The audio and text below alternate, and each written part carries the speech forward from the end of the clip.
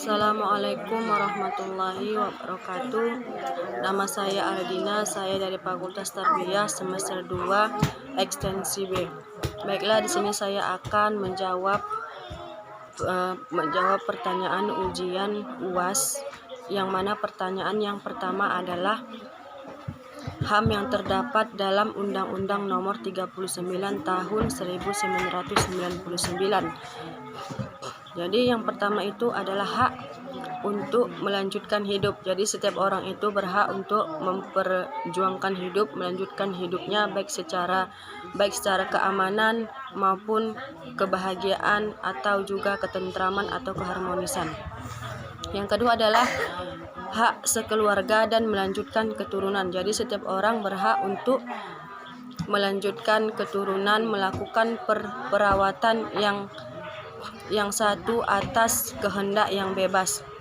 Yang ketiga adalah hak mengembangkan diri. Jadi setiap orang itu berhak untuk memperjuangkan hak mengembangkan dirinya baik secara pribadi maupun secara kolektif. Jadi yang keempat adalah hak memperoleh keadilan. Jadi setiap orang itu berhak memperoleh keadilan dengan mengajukan permohonan. Baiklah, adapun yang keempat adalah hak memperoleh keadilan. Setiap orang berhak memperoleh keadilan dengan mengajukan permohonan pengajuan dan gugatan baik dalam perkara perdata maupun administrasi. Yang kelima itu adalah hak atas kebebasan pribadi. Setiap orang bebas memilih dan mempunyai keyakinan politik, mengeluarkan pendapat, memeluk agama, tidak boleh diperbudak. Jadi setiap orang itu bebas memilih haknya pribadi, tidak ada paksaan dari manapun. Ya, jadi yang keenam adalah hak atas rasa aman. Setiap orang itu berhak atas perlindungan diri, keuangan, kehormatan keluarga, kehormatan, martabat, hak milik, rasa aman dan ketentraman, serta perlindungan terhadap ancaman ketakutan untuk membuat atau untuk berbuat sesuatu. Jadi yang ketujuh adalah hak atas kesejahteraan, hak untuk serta dalam pemerintahan, hak wanita, hak-hak yang bersangkutan tentang perlindungan orang tua, keluarga, masyarakat, dan lainnya. Adapun soal yang kedua adalah tentang hak persamaan dan kebebasan. Nah, ini terdapat dalam Quran surah Al-Isra ayat 70, yang mana artinya dan sungguh kami telah memuliakan anak cucu Adam, dan kami angkut mereka di darat dan di laut, dan kami beri mereka rezeki dan yang baik-baik, dan kami lebihkan mereka di atas banyak makhluk yang kaum ciptaan dengan kelebihan yang sempurna. Nah, jadi penjelasan dari ayat tersebut bahwa setiap orang itu berhak mempunyai persamaan dan kebebasannya masing-masing. Nah, jadi itulah tentang persamaan dan kebebasan yang menyatakan tentang seseorang itu berhak atas kebebasannya sendiri.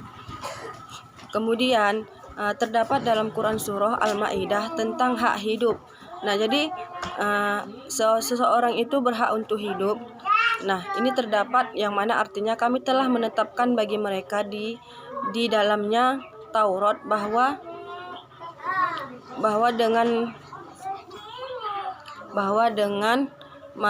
mata.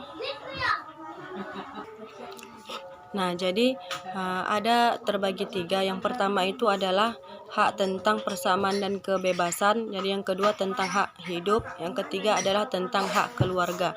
Nah, jadi tadi saya sudah jelaskan hak tentang persamaan dan kebebasan itu terdapat dalam Quran Surah Al-Isra ayat 7.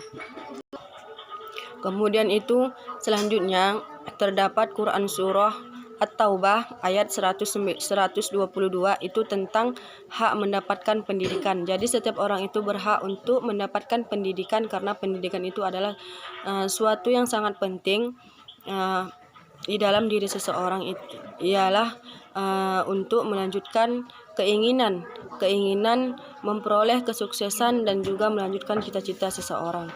Nah, ini juga terdapat dalam Quran Surah yang mana artinya dan tidak sepatutnya orang-orang mukmin itu semuanya pergi, dan tidak semuanya orang-orang mukmin itu semuanya pergi ke medan perang. Mengapa? Sebagian dari setiap golongan di antara mereka, dan untuk memberi peringatan kepada kaumnya apabila mereka telah kembali agar mereka dapat menjaga dirinya. Nah, itu adalah pernyataan dari Quran Surah At-Taubah ayat 122.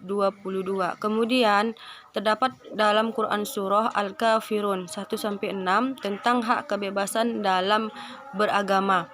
Nah, jadi seseorang ini berhak untuk memeluk agama masing-masing sesuai dengan keyakinannya tanpa ada paksaan dari manapun. Nah, ini juga terdapat dalam Quran Surah Al-Kafirun. Jadi kita di sini dianjurkan untuk memeluk, meyakini kepercayaan daripada beragama itu sendiri. Kemudian, nah di sini ada paham menurut daripada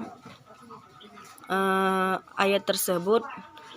Jadi manusia itu diperintahkan oleh Allah itu untuk memeluk agama Islam. Karena kenapa? Sudah jelas dikatakan dalam Quran Surah Al-Ikhlas, dinyatakan bahwa Allah itu adalah Esa dan satu. Allah itu tidak beranak dan pula tidak diperanakkan. Jadi sudah jelas bahwasanya agama Islam itu memang benar-benar membawa kita dalam daripada kebenaran, tidak pula menyesatkan diri kita. Mungkin ini saja jawaban daripada soal-soal UAS PKN. Apabila terdapat kesalahan, mohonlah kiranya saya untuk dimaafkan. Saya sudahi dengan Assalamualaikum warahmatullahi wabarakatuh.